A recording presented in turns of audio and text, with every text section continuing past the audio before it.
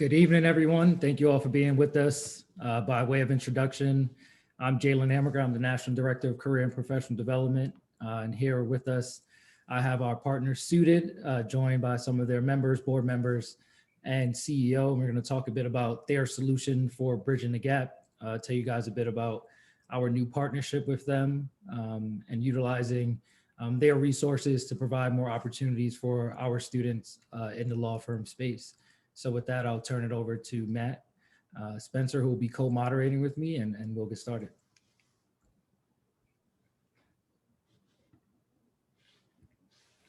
Great, thanks, Jalen. Pleasure to be here this evening, and thrilled to introduce you all to our group of panelists. Before we do that, there were a number of questions that were pre-submitted from the group asking, about how Suited is helping to bridge the gap. So we wanted to take just a quick minute to give you a description of our platform.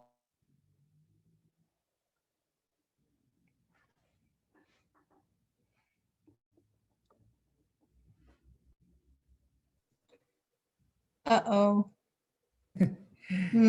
He's frozen. Matt is frozen. He'll rejoin us shortly, and as a backup plan. So everyone, Matt's in Tennessee, and they are experiencing tornadoes and things of the like. So his service may be a bit spotty, but we have Jess. Well, Matt is back with us. So I'm back. So just for everybody's benefit, I should probably start here with the error message on my screen that says your internet connection is unstable. I'm actually based in the Nashville area, and we have tornadoes and thunderstorms that are going through. And about 45 minutes ago, I lost power and was trying to hotspot through. And then 15 minutes before this started, I got power back and thought we were going to magically be okay. But I'm now hotspotted through my cell phone. We'll see how long that technology lasts. And if I end up losing folks, then my colleague Jeff Carden is gonna jump in my stead. So hopefully I'll be able to be with you through the duration here. But if something happens, we've got a backup plan. I was saying, I'm not sure where I got cut off there exactly, but I was saying that a number of the questions that came from the group that were pre-submitted were related to how Suited is helping to bridge the gap. And so we wanted to start off by giving you a little bit of a description of our platform and how we do what we do and the work that we're doing in this regard. So quickly, and then I'll introduce the panelists after this brief introduction. Suited is on a mission to advance the new unbiased hiring standard in historically homogenous industries through the power of assessments and artificial intelligence. In our two verticals, which are investment banking and law, we launched investment banking about 2 years ago and launched our vertical in law just in December. We find that certain students often find an easier path into prestigious firms by way of either personal connections or elite degrees. And Suited launched its recruiting network in the legal profession to help law firms discover candidates with the highest potential, regardless of where they attend law school or how high their GPAs might be. And one of our stated goals is to enable a more equitable and efficient recruiting process and to meaningfully impact the lack of diversity in the industry. Our process, just to describe it and give you a little bit of insight, begins by having incumbent attorneys at our partner firms take our industry-specific assessment that was developed specifically for law, collects data across elements of personality, values, stress response, as well as academic profile. We then correlate that against job performance provided by the organization and use artificial intelligence, specifically machine learning technology, to identify what combinations of characteristics are driving performance at each firm. And as part of this process, we conduct rigorous testing to identify any bias in the data that may exist, and then remove the potential for adverse impact from it. The result is that candidates are then able to take that same assessment, and that single assessment is used by all of the different partner firms on our platform in order to help firms identify candidates with high potential in unbiased and data-driven ways from a much broader range of law schools and backgrounds. I mentioned we launched the platform in December. We had 6 firms as partners at that time. Skadden, our friends at Skadden who are here today, obviously being one of the key ones. And we're going to have more that are joining soon. So stay tuned for that. With that, I want to take a minute to introduce our esteemed group of panelists. Happy to circle back at any point through Q&A and address more or answer more questions that folks might have. But first, in terms of panelists, I want to introduce Angela Velo. Angela is one of Suited's board members. She's the co-founder and partner of Velo Carp Consulting, a management consulting firm that helps organizations enhance their competitive advantage through diversity and inclusion. She sits on the board of directors for the NAACP Legal Defense and Educational Fund. She received her JD from Georgetown, began her career as a practicing attorney, spending 17 years between the firms of Jones Day and Aaron Fox. And then in 1997, Angela left Big Law to serve as the first ever chief diversity officer at Texaco, and then subsequently took that same role at Colgate-Palmolive before ultimately founding her current firm. Next, we have James Cole Jr. James is another member of the Suited board. He's the founder, chairman, and CEO of the Jasco Group, a hedge fund and consulting firm based in New York. He's the vice chairman of Cole, Alex, and Miles and serves on the board of AIG. James received his JD from the University of Chicago Law School. He began his career as an attorney, spending 15 years at Wachtell Lipton, where he made partner and served as a member of the firm's recruiting and diversity committees. In 2011, James left Big Law and joined President Obama's administration, working in multiple positions, ultimately culminating in his role as U.S. Delegated Deputy Secretary of Education. And then in 2017, he left government service and founded his current firm. Next, we have Christina Fox. Christina is the Assistant Director of Talent Communications and Strategic Projects at Skadden, where she's worked in multiple recruiting-related roles over her 19-year career with the firm. She's an experienced and respected leader with a demonstrated history of work in recruiting for the legal industry across both campus and lateral recruiting. Christina received a bachelor's from the University of Colorado and then a master's from Rutgers. And then finally, we have the pleasure to be joined by Devin Glenn. Devin is the Assistant Director of Diversity, Equity, and Inclusion at Skadden. In this role, she's responsible for developing and implementing talent management strategies with a focus on ensuring DE&I considerations are appropriately addressed. Devin spent 6 years as an attorney at Skadden with a focus on banking and institutional investing, and then subsequently has spent the last 10 years in DE&I focused roles at the firm. And Devin received her JD from Columbia Law School. So now with that, why don't we dive into our discussion with questions that were pre-submitted from the attendees. And Jalen, I'm going to kick it over to you to start that off. Got it. Thank you so much, Matt. And thank you again to our panelists. Really excited for this conversation. So let's get right into it. And I'll start with Angela and James. So you both started your careers by spending a significant amount of time in Big Law, but you then transitioned to a different career path. So can you talk to us a bit about how you feel Big Law helped you in your long-term career goals, and how did it prepare you for your future career path? And let's start with Angela. All right, great. Thank you so much, Jalen. So let me start by saying good evening to everyone. It's great seeing all of you. I always love talking to law students. And thank you for those of you who have your cameras on. And for those of you who don't, if you're in a position to turn on your camera, please do. I'm a facilitator, so forgive me if I'm being annoying, but I love to see faces, and we get energy from seeing, all right, look at that, cameras are coming on. All right. This is going to be a good discussion, I can tell. This is great. And listen, feel free to go into the chat and just let us know, where are you in school? What part of the country are you in? I would imagine we've got a national group here, so love to know where you're tuning in from. And I also want to say that it is great to be on this panel with so many friends, starting with Matt, our CEO and founder of Suited. I am so excited to be on the Suited board because I'm really excited about the prospect of creating new ways for firms to recruit and to try to take some of the inevitable bias out of the recruiting process. So I'm honored to be on the Suited board and to be here with my friend and my co-board member, James Cole. And then this is like old home week. My two friends from Skadden. I have had the pleasure and the privilege of working with Skadden as a consultant for, gosh, over 10 years now. So Devin and Christina are good friends. And so we're here with family. This is going to be a great discussion. So Jalen, thank you for inviting us. And I am rounding my way to answering the question. So I will say that, you know, Big Law turned out to be a really great platform. I mean, it was more than a platform. I was there for 17 years, so I really grew up in law firms, but I learned a lot. I learned so much from my time in law firms. I never expected to stay 17 years because I thought, oh, you know, I'll just drop in and practice for a few years and kind of see where life takes me. Well, it got to be fun. And at some point, I led a practice group. I led a small real estate practice group, and I had my own clients, and I was managing a small group of associates that got to be fun. So I stayed for a long time. And in the process, I did develop all these great skills that ultimately helped me when I transitioned to the corporate world as a chief diversity officer.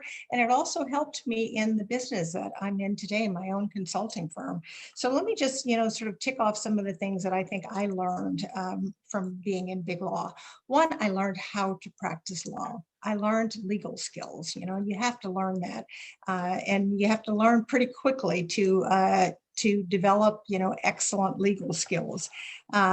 One of those skills, in addition to learning how to practice law, it was really learning, you know, critical thinking. And some of that I learned in law school, and you all are learning that in law school. But, you know, how do you look at different sides of an issue, which is really what's going to make you a good negotiator. You've got to be able to see all sides of a matter, so you can know, you know, how to negotiate from a position of strength. I learned how to write. You know, and that's an invaluable life skill. And I not only learned how to write, but I learned good communication skills because I was in a practice area where I was presenting at hearings on behalf of my clients. So I had to learn how to write and you know, be able to stand up and present and make persuasive arguments so I could, you know, win on behalf of my clients. And I will say that I also learned how to operate under pressure because as you would expect, you know, you're given a lot of responsibility, right? And I was lucky that I got a lot of responsibility very early on in my career. And I was dealing directly with some of my clients who were big commercial developers. And I was in Washington, D.C. at the time, and I was helping them to get all of the approvals that they needed to build these large commercial office buildings. And I had to negotiate with communities. I had to negotiate with government agencies and authorities, with the architect of the Capitol. So it's learning all of these different stakeholder interests, learning the politics and learning how to navigate those politics. And that really stood me in very good stead when I went to the corporate world. And the last thing I'll say before I turn it over to James is I learned how to hustle business. I had to go after my own clients because at some point I was in an eat what you kill business. I was the head of the practice group and I had 3 associates working for me. So I had to keep them busy. So I learned how to go out and get business. And the best way to do that was based on reputation, winning cases and having a good reputation. So I had a lot of fun and I got a great background that really has it was great in terms of transitioning to the corporate world. So let me stop there, James, and turn it over to you because James has got a fascinating story. Thank you, Angela. And I want to say hello to my CEO, Matt, and my fellow board member, Angela. I am very lucky because I first met Angela just a few months ago, back in 2011 or 2000, it was before that, maybe 2010, when Angela came to work with Wachtell Lipton on diversity and inclusion. So that's when I first met Angela. We have become not only business partners, but colleagues. And so it's wonderful to do this work with Angela. And also I've met before Christina and Devin. So great to see you all again as well. Very excited to be with all of you BALSA members. I was very active in the BALSA chapter at the University of Chicago. I remained involved. In fact, we did a big conference, a fundraiser called the Parsons Dinner to celebrate the first Black federal judge. And I attended that just a few weeks ago. So So excited that you all are very involved with BALSA. I hold it in very high regard and was active myself. I really could say, you know, what Angela said, drop the mic and move on. But because everything she said is just incredible sage advice, and I'll try and add just a few other things. I loved my time at Wachtell Lipton, and it prepared me phenomenally for everything else I did after that. Angela beat me by 2 years. I was at Wachtell for 15 years and just had a remarkable career at the firm. And I can honestly say, had it not been for this tall intellectual guy who happened to become the president of the United States, I probably would still be at Wachtell Lipton. I was not smart enough to take Barack Obama's class when he was teaching at the University of Chicago. I think I was one of like, I was probably 10% of Black people who wasn't smart enough to take his class. Everyone else gets to do interviews and everything. But that's the only reason I left Wachtell, was to really go into the administration. I could not figure out how I would be able to tell my grandchildren that I was a lawyer and that I did not take the opportunity to work for the first Black president. So that's why I left. When I think about the things I learned at Wachtell, very similar to Angela, legal skills, critical thinking, problem solving. I think a couple others that have helped me out greatly are during my time, I worked very closely representing boards of directors and CEOs. And that allowed me to really understand how to work with them closely. As Matt said, I currently sit on the board of directors of AIG right now. And one of the reasons that they thought I was a qualified candidate was because of all the experience I had at Wachtell Lipton representing boards of directors and CEOs. So a piece of advice in there is you are responsible as much as anything for your career as the firm. And so take the advantage of learning as much as you can. And you should view this as a training opportunity that you happen to get paid an incredible amount of money for. But because when I joined Wachtell, much the way Angela approached law, I thought I would only be there 2 or 3 years. My goal was to pay off my student loans and then figure out what else I wanted to do in my life. And I would have the fun of working at Wachtell Lipton in the meantime. And fast forward 15 years, I fell in love with it, from the legal skills to the negotiating to strategic planning. Do lean in, even as a young lawyer, lean in on doing things that people don't necessarily think of lawyers as being experts at. So strategic planning was something always exciting to me. I'm going to share one story and then turn it back to Matt.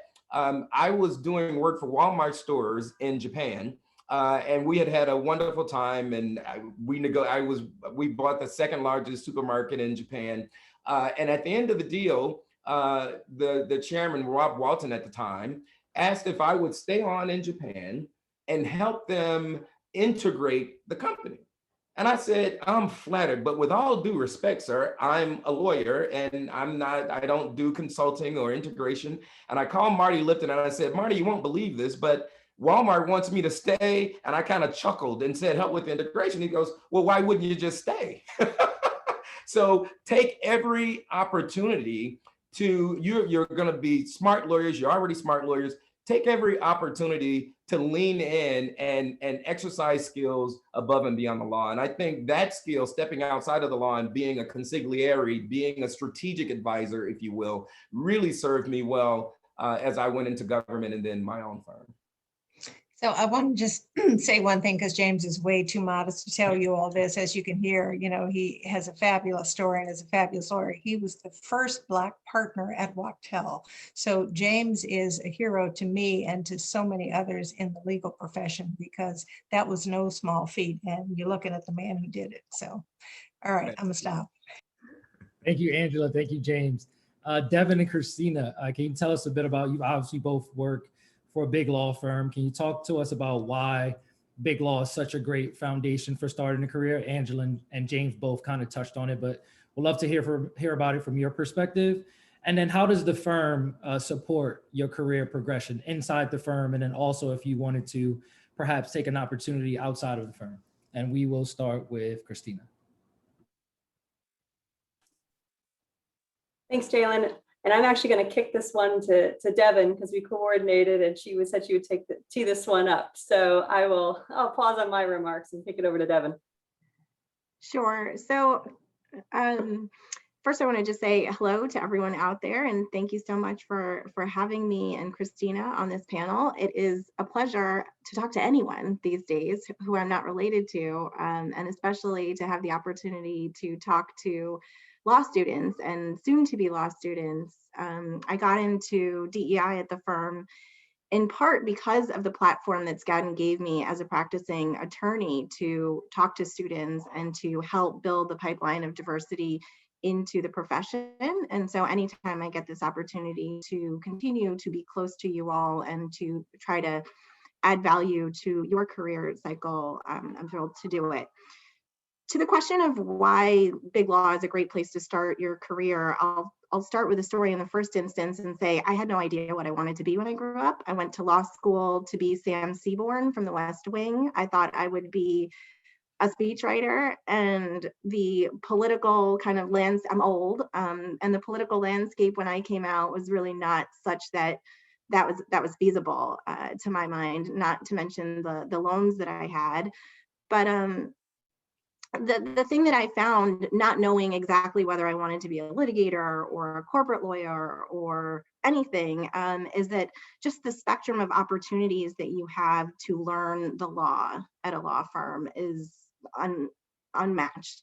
And I was really drawn to Skadden in particular because of the breadth of our practice. I knew that if I wound up liking intellectual property or M&A law or banking law, that I would be well positioned to learn from the best and to have mentors and people who would invest in me and teach me. And so I think in the first instance, and probably the most important instance, it really will give you a platform to hone your skills and to learn your skills. As Angela mentioned, first and foremost, you need to learn how to be an excellent lawyer, and it's a great opportunity to do that. And I'll pause there and see, Christine, if you have anything to add before I take the second part of that question about how we're supporting our lawyers through the trajectory of their career. I couldn't have said it better myself, Devin. Right. And so in terms of how we're supporting our attorneys at the firm and what you can expect when you come to a firm like Skadden, talent management is really the focus of our team in DEI. We function very much like an internal consultant. We partner very closely with attorney learning and with employee engagement to make sure the DEI is woven into all of our talent functions. And we really try to take a customized approach to make sure that we are supporting our attorneys' development and that it's customized at every level and stage of their career. So at the beginning of your career, there's a real focus on trying to provide you not only with the skills that you need to kind of get up to speed in terms of what it means to be an M&A lawyer or a litigator and so forth, the actual tangible kind of traditional training. We're also trying to provide you with skills to help you figure out how to build the relationships that are going to be invaluable for you as you progress throughout the firm. At the mid to senior point of your career, it's helping you figure out how to lead on those matters, how to begin to think about developing business and develop more nuanced relationships. What you'll find is the people that you start to build relationships with as a junior associate on the business side will be also advancing through their career and helping you figure out how to mine those relationships through the duration of your career. And then at the more senior level, you'll see us focus a lot more on retention and kind of promotion and helping our attorneys figure out, how to lead. What are the skills that they need to function as independent actors, as partners on their matters. What that looks like at all stages varies, from traditional training to more bespoke programs like sponsorship programs, and we have a women's leadership forum that provides our women attorneys with the opportunity to go through 12 weeks of like a cohort-based learning and development program on leadership and branding and so forth. So we really do try to take a interdisciplinary and customized approach to training and development to make sure we're meeting our attorneys where they are along their cycle of progression. That's great. I'm gonna shift us for a second. Thank you all for the insights there. And I know there was a group of questions that had been pre-submitted that were around sort of career development, career progression, which we addressed there. I want to shift us for a second to another sort of grouping of questions that seem to come from a lot of the students, and those being around actual recruiting process and what to expect. So Christina and Devin, let's stick with the two of you for a second, and tell us, what are some compelling tips that you can offer to, we'll focus maybe on 1Ls for a second, for those who have their sights set on opportunities in big law. Just generally speaking, what should they be doing and thinking about at this time? Great, thanks, Matt. I'll jump in on this one. And I noticed in the comments, which thank you everybody for, I love seeing them stream in and see where everybody's situated right now. And like Devin and everybody else, I'm just so excited to talk to people and fresh law student faces. I love it. So thanks for having me. I also, saw in the comments that there's a lot of pre-law students on the line here. So while the remarks are directed at 1Ls, I think these are all things you absolutely can be thinking about now for the upcoming summer. And then once you enter law school in the fall, maybe about how to organize sort of your roadmap in thinking about your career and planning. For most, I think you might walk in with the assumption that having a 1L position in big law is a prerequisite for getting a 2L position. That's actually not the case. I mean, fortunately, over, I would say, even the last 10 years, there has been a huge spike in 1L opportunities, particularly for students of color or those who have demonstrated strong commitments to diversity. There are loads of actual paid summer, full summer opportunities at firms. There's a variety of bells and whistles attached to them, which may include client secondments or opportunities to work with public interest partners. But the reality is, across the nation, those are still, far and few between. However, you're starting to see lots more opportunities for even what they're calling workshops or 1 to 2 day seminars that firms are doing over the course of either the spring semester or the summer. And even though those may be unpaid, they're great opportunities to have some skills training, network with some folks and start to expand your relationships. But then also just a chance to be seen and to start to become part of the recruitment pipeline. I think one of the silver linings of being virtual is that it is very easy for recruiters to track who has attended some of the events and building their lists of networks and how to get in touch with people. And I think it's easier for all of you to have the opportunity to sort of jot better notes about when you meet folks. If you think about it in a reception, when it's 1-to-1, you're lucky if maybe you can see that name tag and remember who the person is. So I think there's some benefit to the virtual space for those types of programs. I think also for folks who may be current 1Ls and maybe didn't secure a summer position this coming summer, at this point of the year, most have been filled.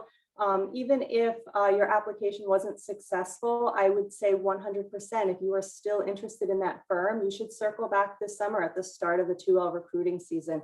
The reality is usually the 1L positions, there's just so few, but there's far more at the 2L level. So I 100% wouldn't hesitate if you made a relationship or you were just so inspired by the work and want in, definitely don't give up. And certainly, if you had made a connection with somebody, I would reach out to that person. You can always call a recruiter. We're always happy. But if you made a personal connection with somebody, you should definitely ping them as the summer begins and just express that you're still interested.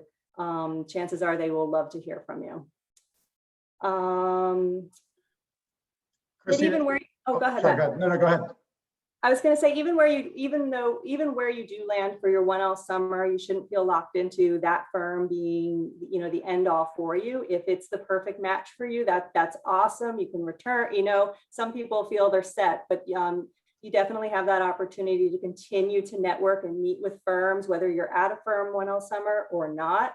You should 100% use all of those opportunities that are information sessions, any local also events for your school's chapter, and so on. That network, even if that leads to a job, if it doesn't lead to a job, will serve you in so many ways throughout your career. It will surprise you. So take really good notes too about who you meet and so forth. Well, while we're, sorry, I just wanted to throw in sort of an addendum to the question, because we had this come through as well. For any students whose either grades may not be up to par, who didn't go to a T14 or other top-ranked law school, what advice would you give to them for trying to access opportunities at top firms as part of that? Sure, I'll take that one as well. I think first and foremost, evaluate multiple resources to really determine if those grades are not up to snuff. I think you'll find through your research that there's a variety of opinions. And as Devin and I were talking about earlier today, it really is up to you to own, that decision that you make. And the reality is, you should ask. You can ask the firm, or you can ask the attorney that you networked with at an event. It is perfectly fine to say, should I apply? And if your school, there's lots of ways to find out if firms recruit at your, even if they don't recruit at your school, it doesn't mean that they don't hire at your school. Again, you may have to do a little bit more research, either through career services or speaking with a recruiter directly. You can look at external profiles that we all have involved in chambers and so forth. But at the end of the day, if you have a genuine interest in the work that the firm does, you should seek that out. Just because you don't see that they've hired someone from your school in the past, it doesn't mean that they won't necessarily hire. And if they don't, then and you can focus your energy somewhere else. I think with respect to the grades, if you do in fact find that it may be below what a firm might be seeking, I think you should keep in mind that firms do look at things such as trends in terms of improvement from semester to semester. So if you had a rough start that first semester, but you've shown some improvement that second semester, I say you 100% should address it head on. And certainly not in a defensive way as to why the one grade or the grades that are lower, why they're lower. I would recommend in a more proactive way for the ones that were higher, tell them a little bit about what you did to adjust, show that you, how your adaptability and interest in overcoming. And I think, I know that recruiters respond really well to those types of stories, because that's ultimately what we are looking for in terms of learning and growth and adaptability. This is where I also have to make a quick shameless plug for Suited and say, make sure to look into the Suited network, because it's one of the things that we're helping to do is to create access where you're looking beyond just particular schools or particular GPA or resume markers that might be in there. Christine, I don't know, did you have something else? I didn't mean to interrupt you there. No worries. Just two other quick points that I'd like to make is certainly don't underestimate the value of classmate referrals to a firm, particularly if they were a prior summer associate, because firms, at the point that somebody's been a summer associate, they're sort of an insider, they're part of the firm. Their recommendation does go a long way to at least get you into the door or answer some of the questions that were sort of laid out. And lastly, keep in mind that there's a 3L market and a junior lateral market. And in those markets, less reliance is upon grades and more thought is put into the experience that you've had so far and your ability to articulate how those experiences would add value for that particular position. Great. Thank you for that, Christina. I want to open this up to everybody, but James and Angel, I want to bring you back in here as well. Obviously, we're living in a little bit different world right now with the post-COVID world. How that affects the cycle, networking opportunities, ability to connect and build those connections, Christina, that you were just talking about. I'd love to open it up to everybody, but just what are some of the things that law students should be doing differently now than may have been the blueprint in a normal recruiting environment? Any recommendations or suggestions in that regard? James, you go first on this one. Sure. A couple of things I would say is the first is really lean in on virtual events and virtual networking opportunities. I know everyone is Zoom fatigued. I'm Zoom fatigued, but I can't share enough how many contacts I've made and how much more effective at networking I've become, way more than I ever thought, just by being on Zoom calls. And whether it's a conference, I speak at a number of conferences, I attend conferences, and then the number of people who will DM me in a chat, oh, I'd love to catch up later, are you free to do a Zoom, is really important. And I think that happens at the student level as well.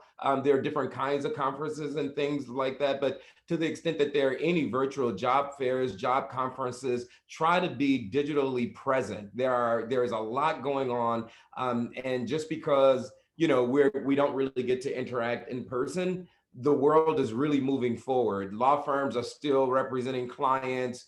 Annual shareholder meetings are going on. Deals are being done. People are suing one another. So the business of law and the business of business is continuing. And so try to lean in and be as involved from a digital perspective as you possibly can. The other thing I would say is really reaching out to your networks generally, whether it's alumni from your school, whether it's friends that may not have been alumni, whether it's folks that you met in a summer program last year, but just being very in touch with folks, I think is very important. And so I would say that as well. And then the other thing I would say is try to do even more research on law firms than you otherwise would do, and be very proactive in reaching out. Try to have a little bit more knowledge than back when I was going. You'd interview with 50 and just pray you got a job. But now I think it's more important, especially with COVID and everything going on, to just lean in a little bit more and be more familiar with the firms that you're interested in as well.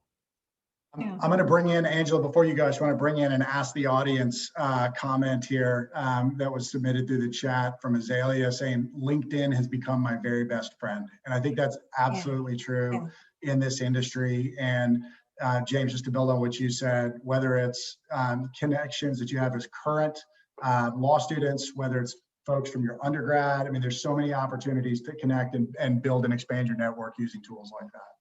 Yeah. So Matt, that was exactly what I was going to do, is pick I up didn't mean on to steal that comment in LinkedIn, because I agree with everything James said. But, working in a remote world is both a blessing and a curse.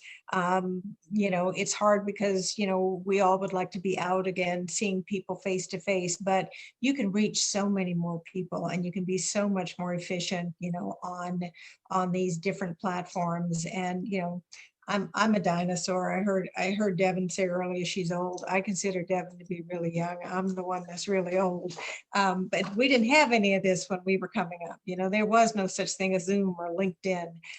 So take advantage of LinkedIn, because when I go on LinkedIn, I go down the rabbit hole and it's like, okay, I got to just close this up and I got to go to work. I got to build some hours here. But there's so much. I mean, there are fabulous articles on LinkedIn. People are doing great things. So if there's a firm you're interested in, find somebody on LinkedIn to follow, read the stuff, because there's so much information out there, and then message somebody. I mean, believe it or not, I get messages from people, and especially if it's a law student, I always try to respond, because I figure, one, it took courage to reach out and send that message, and two, we all have the responsibility to try to reach back. So, message people, send an email, say, hey, that was an interesting article you wrote, or there's so much free stuff today too on Zoom. As a matter of fact, you could just make a full-time job out of, attending Zoom meetings, lectures, seminars. So obviously you're still in school. Some of you are, and you've got to get your work done, but find opportunities to take advantage of all of the resources that are out there, and then selectively and strategically decide who you want to sort of get in touch with. And if they say no the first time, don't give up, because people are busy, stay at it. And sometimes it's that second message, it's like, oh, okay, great. I really have to connect with this person. It's the second time they've reached out. So I would say take advantage of, social media and these, electronic platforms. All right. Devin or Christine, anything to add to build on that? The only thing I would add there is maybe, look for opportunities to practice your interviewing skills. It's a little bit of a different beast trying to interview and give your elevator pitch via Zoom.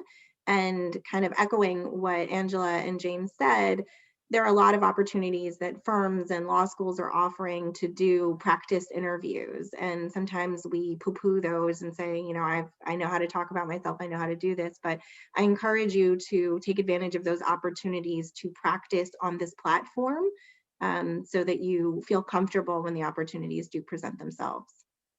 It's a great suggestion.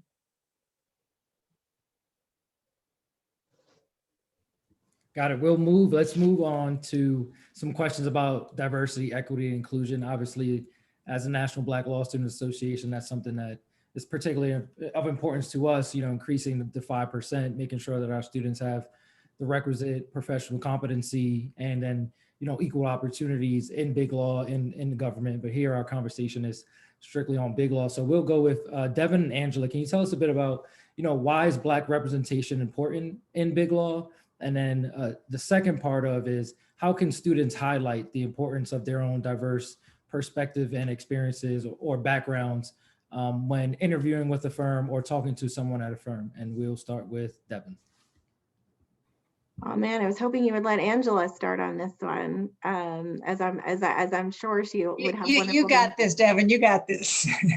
So just in terms of why it's important because it's the right thing to do, first and foremost, to expand the pipeline. It's important because as attorneys, we have a responsibility to make sure that the profession represents the diversity of the diversity of backgrounds, identity, experience of the people that we serve and that we advocate for. And then we also know that it's important because it makes business sense for our clients, right? Diverse teams produce better.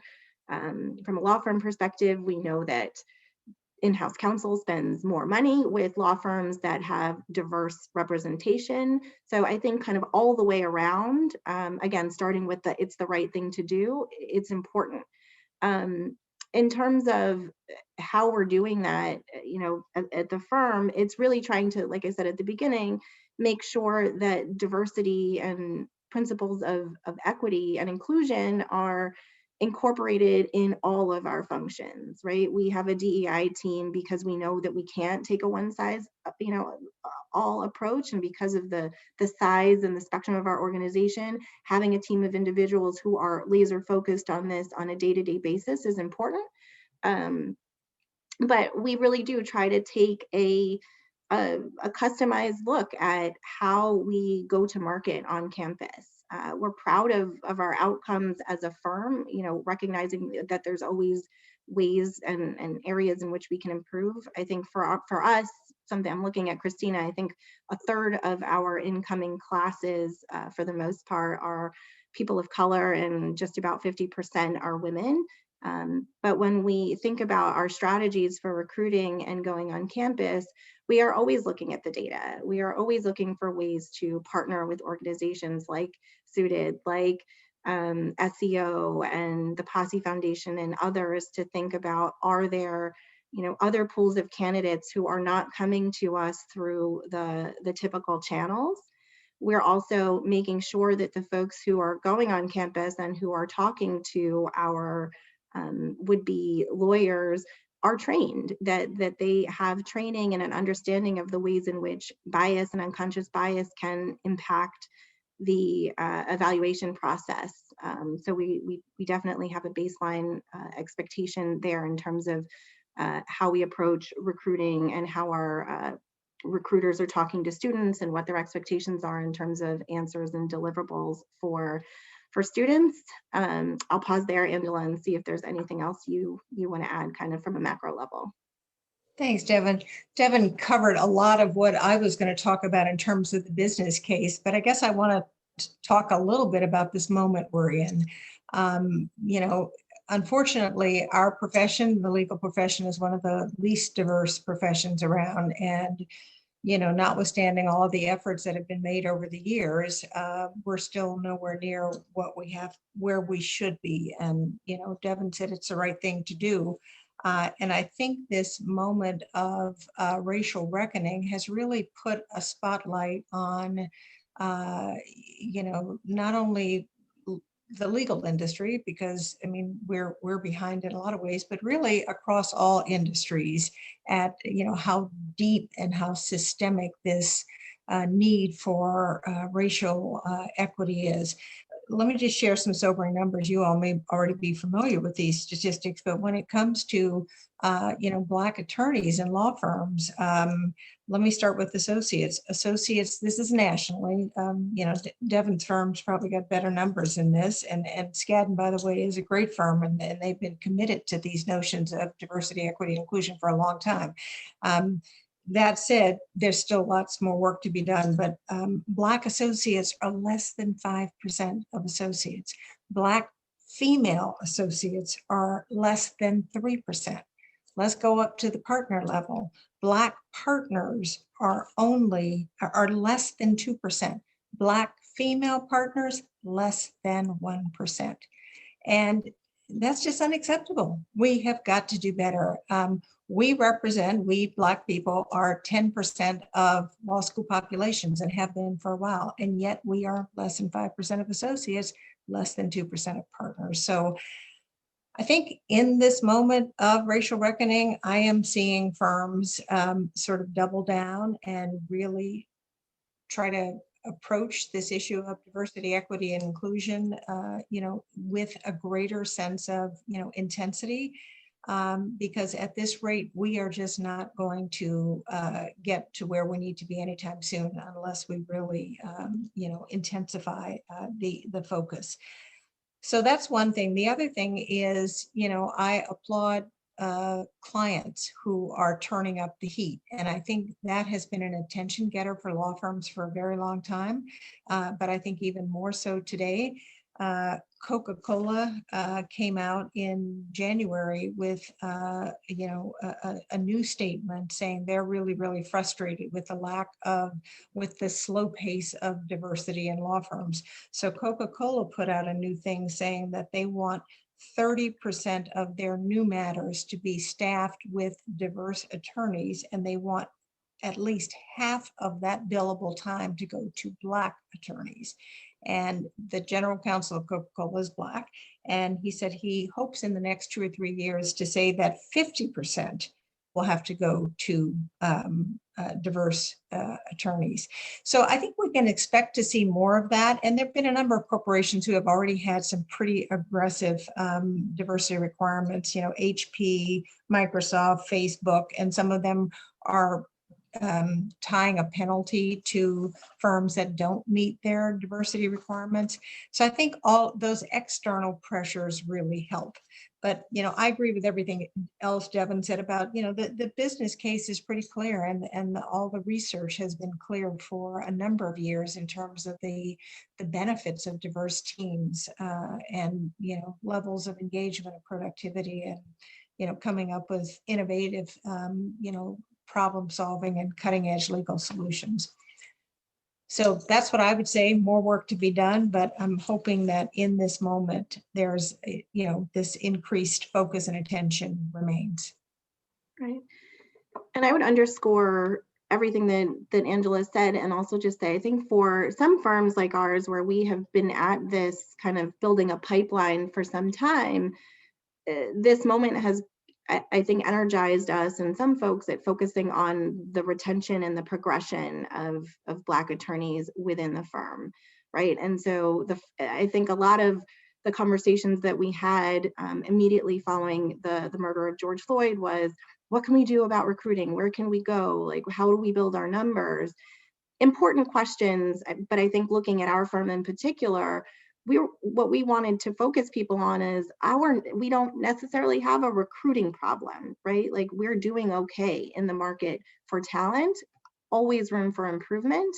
But I think that when we talk about this and the importance of diversity in the profession, we need to keep our foot on the gas on that other piece of the puzzle, which is retention and promotion, so that we can get those numbers higher at the most senior levels.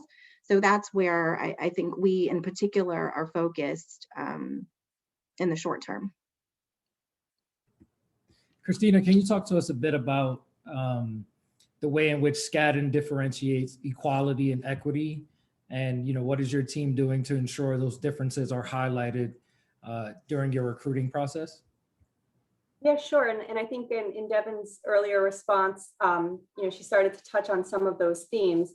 But I think with respect to, she kind of talked more on what we're doing with respect to equality. But when I think about equity and sort of the conversation in the last question about firms upping their game, I think what's also changing is the fact that lots of efforts, lots of initiatives, lots of thought have been put in, and they've done great work. But I think in order to sort of increase the attention is really about holding firms accountable and utilizing awesome tools and really using data metrics as a way to really measure success and benchmark and hold people accountable from every level, from recruiting to development to advancement, and so on. And so I think that's what's particularly unique in our current moment is how we're employing data. And certainly in Suited is a great example, certainly of using it in the recruitment process. But the reality is, we're getting more comfortable, with how we're using it. To the point, Devon sort of shared a little bit more about, everything that's being done on the inclusion and development and education front, but all of those aspects sort of trickle into the fact that even though I guess it's fair to say, even though we feel at the recruiting part we've had success, we certainly can't rest on their laurels, and we can't keep going back to the same law schools over and over again. So I guess specific to recruiting, we are constantly mindful of what additional trends might be out there. We're always, Devon and I were chatting today, we were talking about how we are very mindful of enrollment trends so that we're not just looking at the T14 schools. As I've mentioned, our partnership with Suited, constant interaction and relationships with law student affinity groups on campus, figuring out where the next talent pools are. And I think at Skadden we particularly pride ourselves in the fact that we, unlike some other firms, actively seek out a broad representation of even law schools in our summer associate classes. We could certainly hire from the same school, pick a few schools and we could be done, but it's been intentional in my tenure to always have a broad class. And I think that helps to contribute into, into some of that success, at least with diversity on the recruitment front of things. One of the other things, maybe on the softer side, is even during our summer program, thinking about ways that we can infuse diversity into the programs that we're offering so that we're not always doing the same social events, and that we're mindful of the different types of ways that people build relationships, or that the different circumstances that people feel comfortable in. And so it could be, not going to all the same kind of bars or restaurants that we typically do, or being mindful of cultural events or, programs that we're highlighting, so that we are creating a diverse universe of experiences for people that they can thrive in. Great. We had also asked members about, to really share their hesitations as Black or minority law students about big law or the application process. And I want to read you one response, which said, "I feel that firms will expect more from me than my white coworkers." James and Angela, I've heard you all both speak on this issue a number of times over the years, and I'd love to start with you all. What advice would you give to students who may feel this way? So that's a really good question. So here's what I would say. This is a case of the both and. I would say start from the premise that the firm wants you there. The firm has hired you. They want you to succeed. All of these firms, and you're hearing it from Christina and Devon, they want to increase their diversity numbers. And firms are working very hard to do that, and working really, really hard on retention. So, we can't be naive. We know that, bias exists, but I think you have to start with the notion that firms really want you to be there and want to help you to succeed. So I think you got to go in being positive, and you have to go in being confident of your own abilities and really, working hard to succeed. Now, look, inevitably, it's human nature. We know that, if you got a brain, you got some bias, right? So, and bias does show up. And often one of the ways it does show up is in this notion of what we call PIA, or prove it again. And we know that often, people of color, especially African Americans, sometimes people doubt our capabilities or think we're diversity hires, and often, overlook the talent that's right there. So what I would say in those circumstances is don't internalize it, don't isolate. Talk to other people, if it does happen to you. And look, by the way, not everyone experiences this. Okay. So don't go in thinking like, okay, I know they're gunning for me. I know this is going to happen. It may not happen for you. But if it does, reach out and talk to people, because I think what happens is sometimes we begin to isolate, we begin to internalize this stuff, we begin to doubt our own abilities. And I see somebody put in the chat, thank you, I was getting there, stay away from the imposter syndrome, because we all experience some of this, like, oh God, I really can't do this, I'm not as smart as they think, one day they're going to find out that I'm really like faking my way through this. No, you worked hard to get to where you are. You deserve to be here. You're smart people. You know what you're doing. You need to be given the opportunity. So talk to other people. Join an affinity group. Okay, so where you can talk to other African American employees, or talk to other women. We all have our own friend circles. So just make sure that, and read about this stuff, because once you start reading it, you realize it's a pretty common phenomenon. It happens. Talk to Devin Glens of the law firms that you join. The people who are working in DEI, that's what they're there for. They want to support you. They want to help you. So I would say, work hard to overcome the isolation and self-affirm, keep whatever you have to do, whatever your routine is, to say, yes, I belong. I can do this work, and find your support groups. So James, let me stop and give you an opportunity to jump in. Wow, I just second absolutely everything that Angela says. The thing that I would add a couple of things from a slightly different perspective is, first, I would say I struggled with it myself at Wachtell Lipton. It was really hard. They had never had a Black partner, and I was thinking, oh my God, will I be evaluated on my merit? And everybody, I got great offers, and everybody was saying, why don't you go to one of the other firms that at least had one? And they all had one. But what I would say is, keep in mind that every hour you spend concerned about what they think of you is an hour less in the day.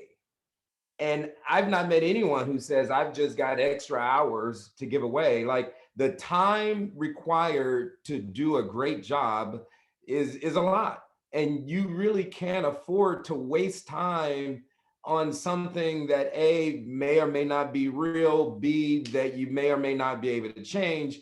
And so I would say one of the ways I dealt with it personally was to say, if I react or be upset, then it's taken away my energy and is taking up precious time to do an even better job. So that's the first thing I would say. The second thing I would say is kind of be selfish. And what I mean by be selfish is you are there at that firm as much to get everything out of it as you can, right? Like, you ought to be thinking, what can they do for me? And are they, are they fulfilling my expectations of them? When I leave, if I'm going to leave after 3 years, you better have trained me. And so why don't we get to it? Because when I leave this place, I expect to have some skills. So now what are you going to do to make sure I get my skills? Turn it around the other way. Like, I thought, and my friends at Wachtell Lipton always laugh at me. I've shared them. I used to always say, if you guys aren't smart enough to promote me, then, God forbid, I don't need to be here anyway, right? Focus on being the best lawyer you can be, and let the rest of it work itself out. There have been times where I felt like, even working on a deal, and I'm opposite side of another firm, And I'm thinking, this agreement is one of the best agreements I've ever done. Like, I'm pretty sure I've mastered it. If we close the deal right now, you know, they're going to be like, wow, another Wachtell Lipton masterpiece, right? But I don't end there. I think, geez, I can make it better here. I can make it better there. What's the last time I did this? I was competing with myself, right? It ought to not be, if the guy you're running against is running, you know, 20 miles an hour, don't stop when you get to 21. He might catch you, right? Or she may be already at 30. You ought to do the best you can always. And I give that advice to everybody, right? Like I definitely give it to my peers and on our community, you know. But when I was sitting on the associate development committee at Wachtell Lipton, and people who didn't look like us came to me crying and upset and worried about how are they going to succeed and it's too hard, I would give them similar advice. Do the best you can. That's all we can really ask of you. And that applies across the board. And you are all so incredibly gifted and talented. I just really want to say that to be on this call right now, to be at the law schools you are at, to be at the firms you're going to go to, you are all incredibly talented. And don't let anyone change it. Half the battle is believing in yourself. And you are just wonderful people. I can't wait to see all the wonderful things you're going to do in life. And when you think about this, you know, and then the last thing I'll say is Angela is just so right when she says start with they want you there, right? Maybe they're gonna do a whole bunch of extra stuff. Maybe they don't know how to do a whole bunch of extra stuff, but they actually feel kind of bad, especially given the environment we're in right now. And it's incumbent upon us in some ways to help them figure it out. Now, they should have already figured it out. I agree. But we have an incredible opportunity right now to lean in and be a proactive part of making everything better. James, I want to, and Angela, you too, I've heard both of you say this before, talking about, and Angela, you touched on it a little bit in terms of connecting with the affinity groups and the DEI departments. Talk a little bit about the importance of mentorship and stretch assignments, and how as an associate, you can approach demanding those, for lack of a better way to say it, right? How do you approach ensuring that you get those opportunities that are going to be the career defining ones? Yeah, that's a great point. So look, most firms have a mentoring program for associates coming in. Some firms have, you know, sort of diversity mentoring programs, although firms are careful not to want to marginalize, you know, any particular group. So the mentoring programs are there. Mentoring programs are historically hard to be successful. It's kind of the luck of the draw, whether you hit it off with your mentor or not. But when you get that mentor, take advantage of the mentor. I hear so many associates say, well, he or she canceled a couple of times. And especially if it's a senior associate or a partner mentor, you don't want to be like a pest. No, be a pest, call them up. You know, it's your career. You've got to be proactive. And when you get a meeting with that mentor, have an agenda, know what you want to talk about the kind of work you're getting. And if you think you're not getting work that's helping you to grow and develop, ask for the kind of work you need. But take advantage of mentors, and don't just use the mentor that you're assigned to. I always say to people, you know, you need a whole group of mentors, you know, like a board of directors. So you want to find some other associates in the firm that you can go to, because, you know, you're going to go to different people for different things, but ask for what you want. I find that so often in our community, maybe we're not assertive enough. We're not proactive enough. You know, you got knock on doors. If you're in a Zoom environment, you know, drop an email, ping somebody. Can we have a quick, you know, Zoom chat? Can we have a cup of coffee on Zoom? I mean, this is how I coach some of the associates who are in law firms today. Take advantage. You've got to ask, you know, it's the squeaky wheel. So assume you belong, take advantage of the programs that the firm has, take advantage of mentoring. You know, once we are going to resume being back in person, you know, sooner or later. And once you get into a firm, you know, ask people to go to lunch, drop by their office, ask if you can come by. You know, you've got to build relationships, because it is all about relationships. People take an interest in you once they get to know you, but they've got to get to know you, which means that you've got to bring a little bit of yourself. Sometimes I get asked to coach You know, African-American associates in firms, sometimes who are a little shy, a little reticent, they stay in their office with their door closed. You got to get out and meet people, talk to people so they can get you, share something about your family, share something about your background. It's, you know, you got to share your story so that people become invested in you. They become invested in wanting to help you succeed. So that's what I would say. Take advantage of those mentorship programs, sponsorship programs. Ask for the work that you want to work on, or ask when you might be able to be able to work on some of those projects. The one thing I would add, or a couple of things I'd add really quickly, everything Angela said, plus mentors are very important for all the reasons we think of mentors.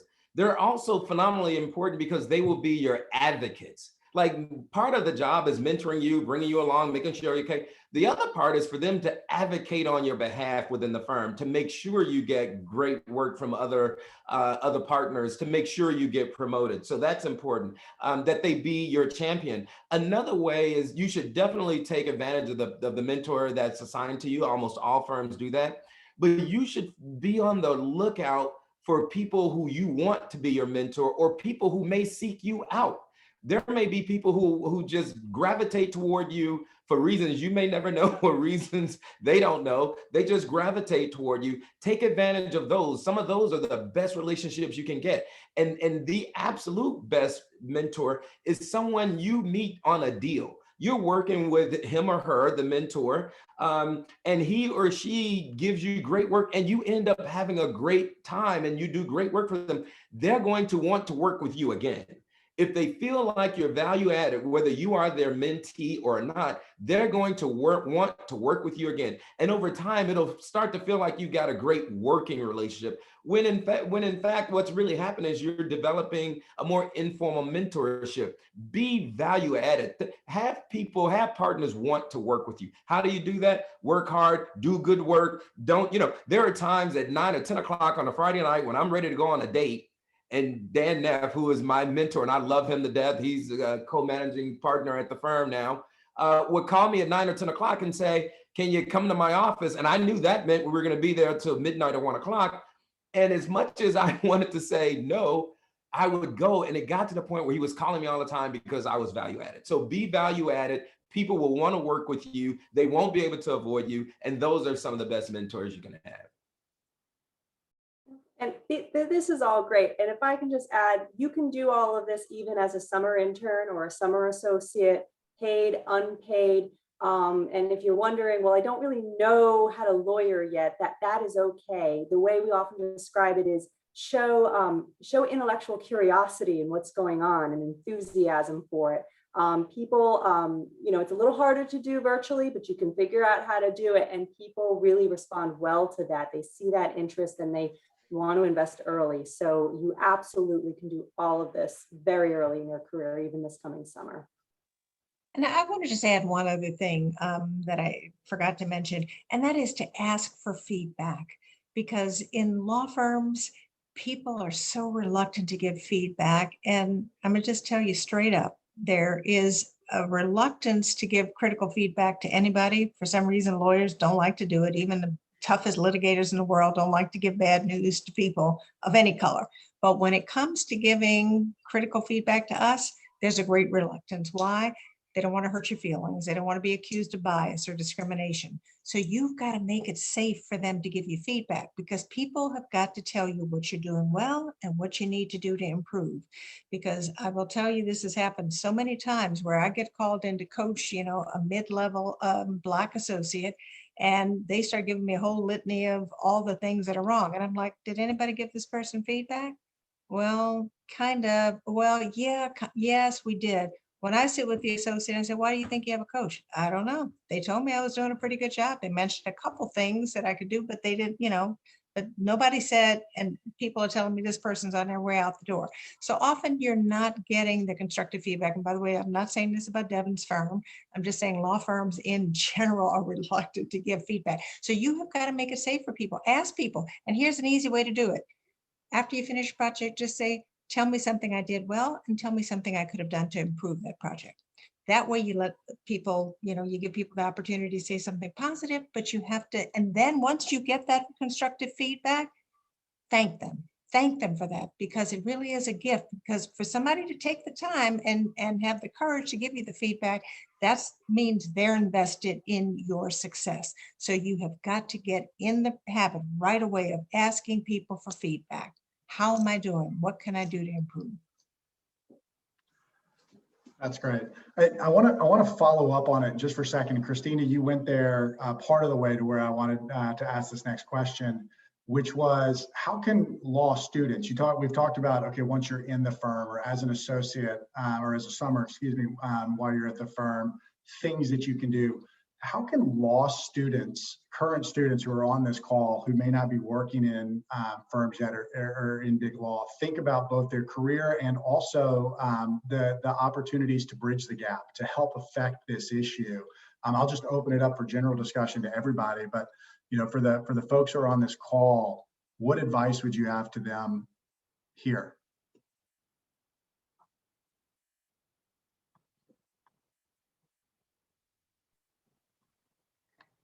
I just want to make sure I understand the question, and the issue being the gap in diversity in the profession, or the issue being, how do they get to where they want to be in their I would say a little bit of both. The question that was submitted was more about the gap in diversity from an industry perspective, but I think tying it into sort of career development and progression is also sort of a good opportunity. But we can focus on just the bridging the gap piece of it. As a student, what sort of things should they be doing now to think about it? That's a great question. I don't know that I have a good answer to it. I think the best thing you can do as a student is be a great student and be a great citizen of whatever organization you're a part of.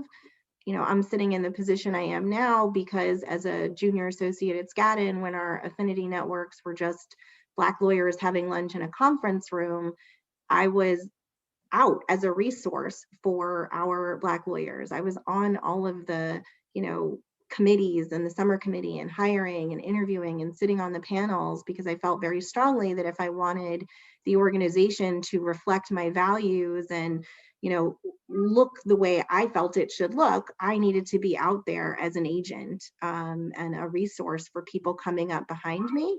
So I think, as a student, just, be a good citizen and be a resource for people who are coming up behind you. I would say, continue to do excellent work. I think those are my suggestions for how to be of service in bridging this gap.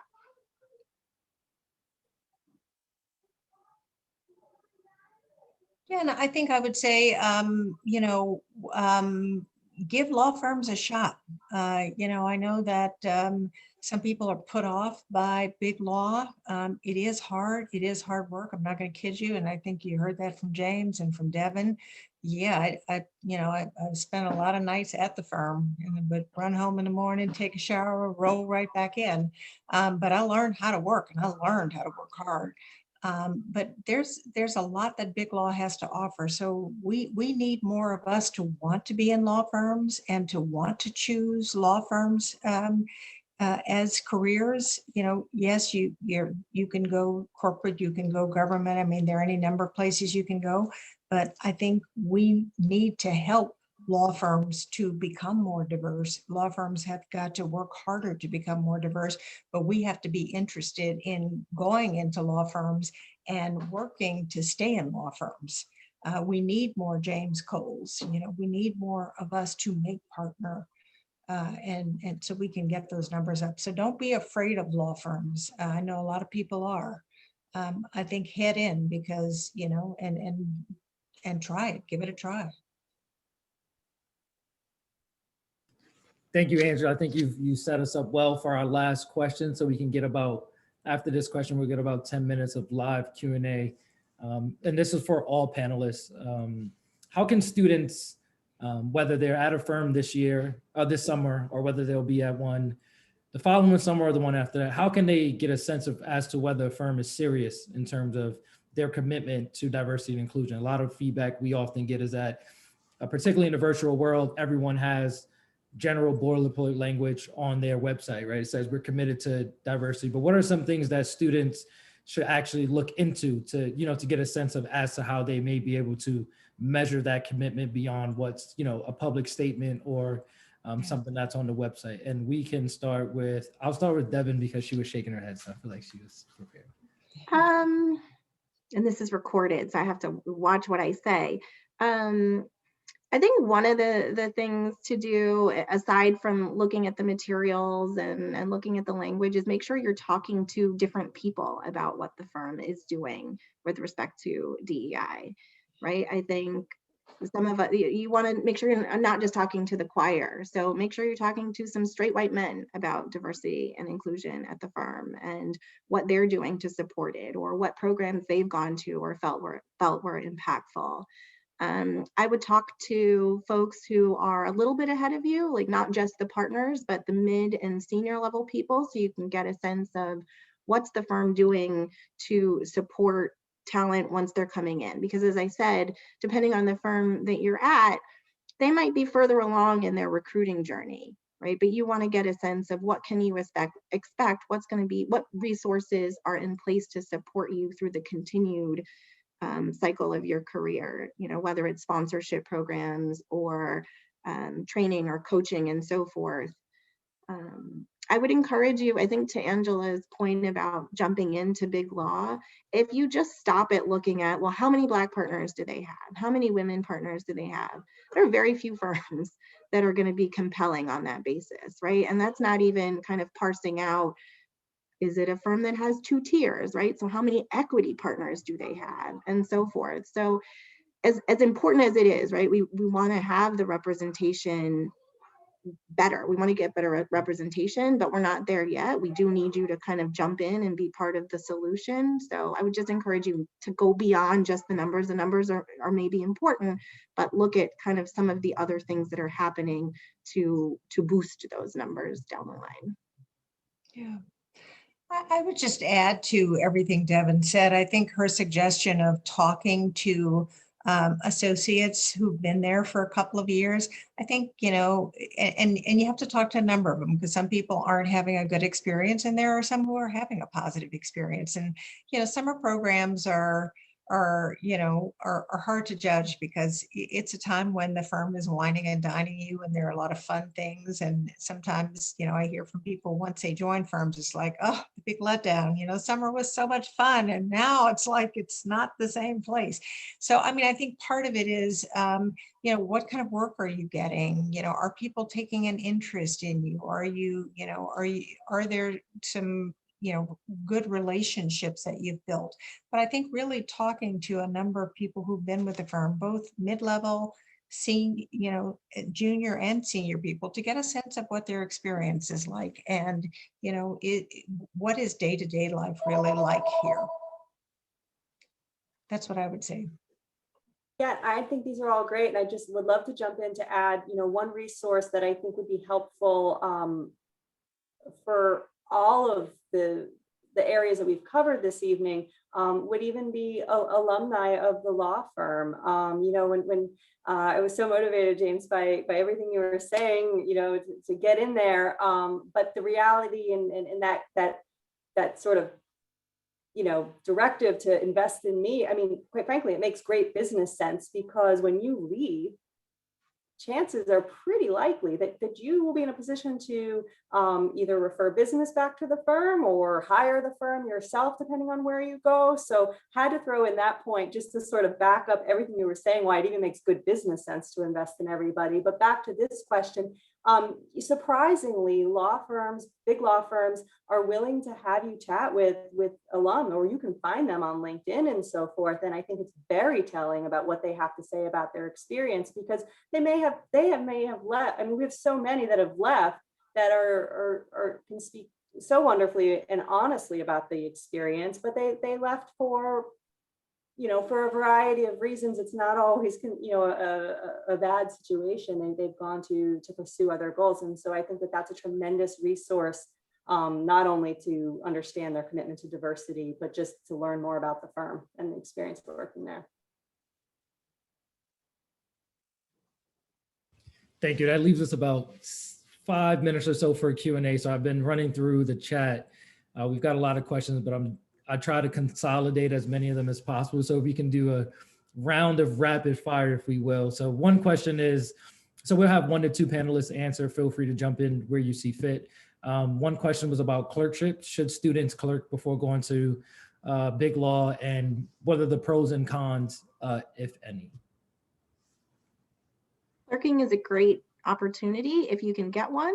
So you should definitely do it if you can get one. It's great experience. The one thing I will say is someone who didn't clerk is, I'm told you can make more money clerking if you come to a firm first and then do your clerkship. And so check that out. And that's perfectly acceptable from the firm's perspective. We have a lot of people who start at the firm and then leave kind of after their first or second year to clerk. And I think that that impacts the scale. Sorry to be practical, but I think the finances are important.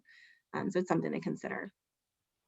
I would just echo, yes, I clerked, and one question that's related that people often say is, if I want to be a transactional lawyer, does it make sense to clerk? Because it feels like only litigators should clerk. And I clerked, and I was a transactional M&A lawyer. I would say probably 10 to 15% of Wachtell Lipton M&A people clerked. So, and a much higher percentage of the litigators. So I would say it's a great experience. I called it a 4th year of law school. I have an incredible relationship with the woman that my judge that I clerked for. And it's networking. I cannot say enough about it, even if you're going to go into a transactional business. Got it. Our next one asks a bit about work-life balance. In big law, what are the realities of that? And then how do firms support attorneys who may be non-traditional students? So let's say they're coming into the law firm and they may already be a bit older and already have families. So can you talk a bit about the realities of that? I mean, I think it's fair to say that law firms are doing quite a bit to try to provide the resources to help you manage through. I mean, the reality is everybody's situation is unique. And the reality is there is a lot of work to do, and it is hard work. And I think the offerings, even in the last decade, have just expanded beyond even what I ever thought we might be able to offer. And the reality is you may not be able to use all of the programs at the same time, but they're available at the different stages of your career and your life. And for good associates, firms will bend over backwards to make sure we can accommodate you and make sure that you can, take the reduced hours schedule if you need to, and have very honest conversations about the impact of what your career progression might be. But this even extends into what firms are doing with respect to wellness and well-being and mental health. And it is incredible what everybody is putting out there. The reality is it's still a challenge to figure out how to navigate them and how to, when you can use what, and again, if or how it may interrupt your career progression.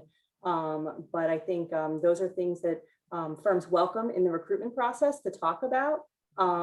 So I certainly would reach out to even your own mentors to sort of talk it out a little bit out loud, what you think maybe you want to bring up in the recruitment process and when.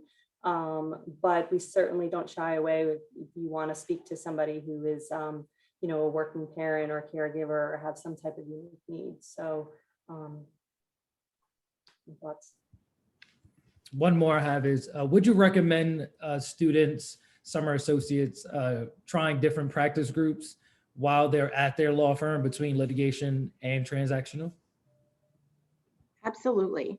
I think it's a great way to figure out what you like, what you don't like, and also just to build relationships with different folks in the firm.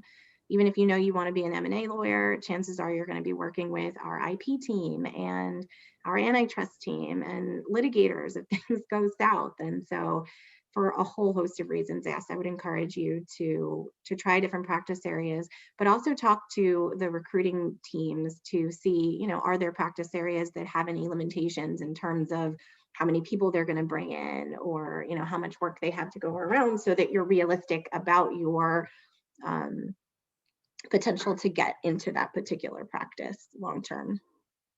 The general rule of thumb is that the size of the office, a smaller office and perhaps a smaller market, they may have less ability, opportunity to have you, dabble around. But to Devin's point, you ask those questions up front early in the recruitment process so you can understand sort of what your pool of opportunities might look like over the summer.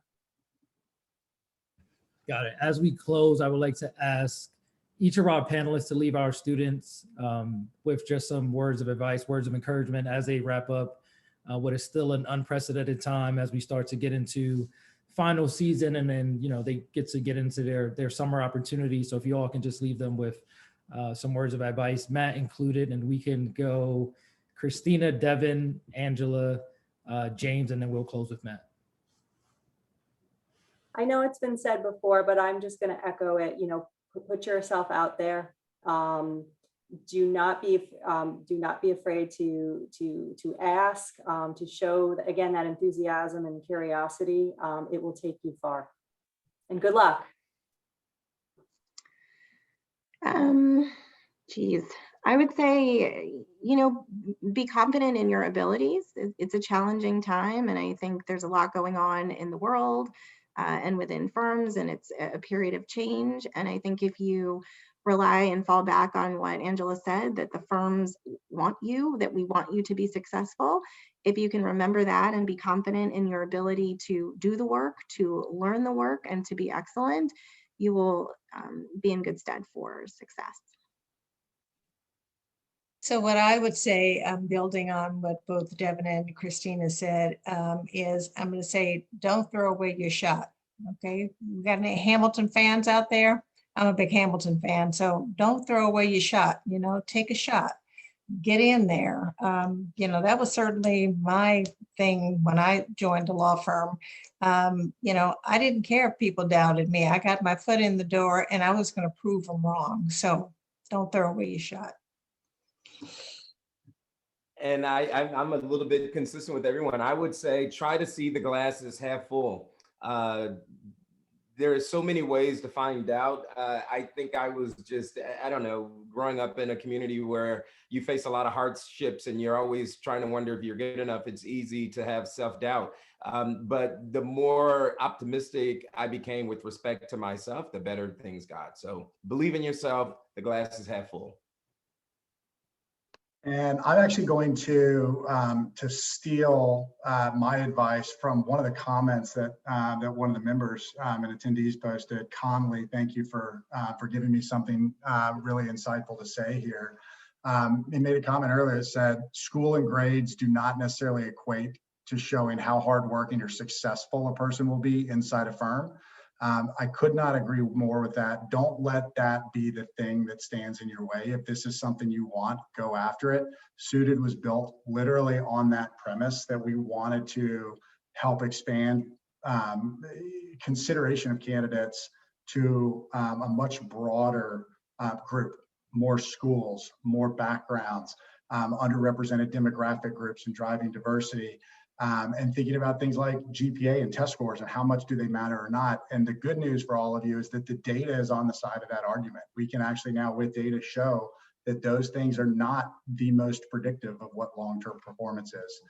So don't let those things be a reason not to take your shot, to put it back to Angela there as well.